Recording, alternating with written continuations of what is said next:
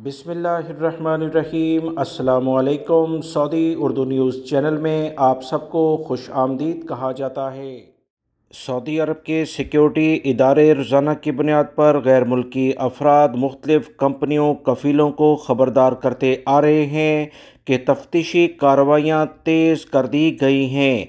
ऐसे कफ़ील और कंपनी जो गैर कानूनी अफराद को अपने यहाँ मुलाजमत फ़राहम करेंगे, सऊदी अरब के सिक्योरिटी इदारे इन्हें किसी भी लेवल पर मुआफ़ नहीं करेंगे। इनके ख़िलाफ़ भरपूर ऑपरेशन किया जाएगा।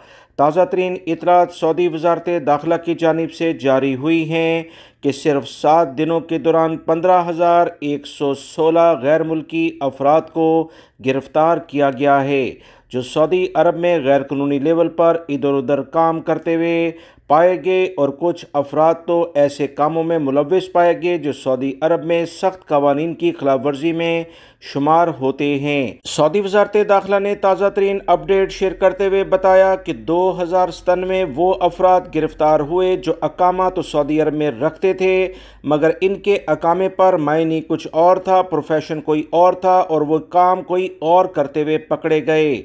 अपने कफ़ील और कंपनी के पास काम नहीं कर रहे थे। इसी बुनियाद पर इन्हें गिरफ़्तार करके सज़ा जुर्माने के बाद सऊदी अरब से डिपोर्ट किया जाएगा और इनके कफ़ीलों को 1 लाख रियाल जुर्माना भी किया जाएगा।